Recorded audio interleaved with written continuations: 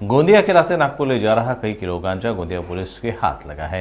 गुप्त सूचना के आधार पर नाकाबंदी कार्रवाई के दौरान पुलिस ने एक गाड़ी से 2 लोगों के साथ यह गांजा जब्त किया है। बीती रात एक सूत्र ने देवरी पुलिस को सूचना दी कि 4 पहिया वाहन में रायपुर से नागपुर गांजा ले जाया जा रहा है। इसके आधार पर देवरी पुलिस ने शिरपुर बांध में सीमा शुल्क चौकी पर नाकाबंदी की। प्रत्येक वाहन की गहरी जांच शुरू कर दी। इसी दौरान रात करीब 8:30 बजे रायपुर के रास्ते नागपुर की ओर आ रही कार RJ08 TA 1836 के चालक ने नाकाबंदी के दौरान तेजी से गाड़ी चलाकर भागने की कोशिश की, लेकिन सतर्क पुलिस के आगे उनकी कोशिश नाकाम हो गई। पुलिस ने कार में सवार 2 लोगों को हिरासत में लिया और कार की तलाशी ली।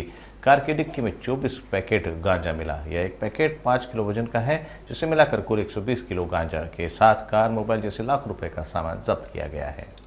आज दिनांक 5 ऑक्टोबर 2024 रोजी एक गोपनीय खबर अशी मिळाली की शिरपूर टोल नाक्याजवळ हायवेवरून अंमली पदार्थाची तस्करी करणारी एक 4 व्हीलर जाण्याची शक्यता आहे। अशी माहिती मिळताच तात्काळ वरिष्ठांची परवानगी घेऊन तसेच हायवे पेट्रोलिंगच्या गाडीला इंटिमेट करून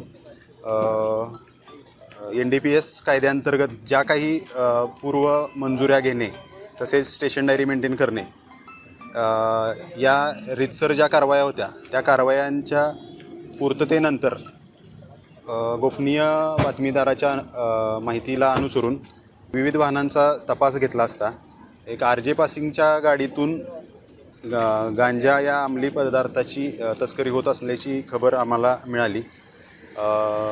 नाकाबंदी दरम्यान सदरील गाडीची तपासणी केली असता या गाडीमध्ये 24 ओल्या अंमली पदार्थांचे पाकिट मिळून आलेले आहेत। आपल्याला सोबत 2 आरोपी देखील आहेत।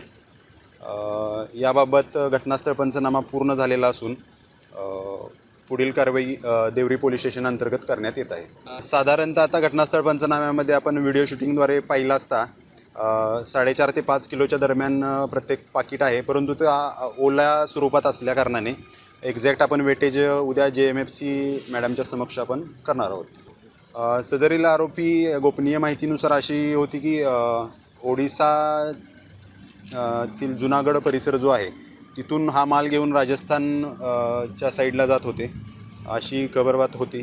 त्या अनुषंगाने आपण शिरपूर टोल नाका येथे कारवाई केली।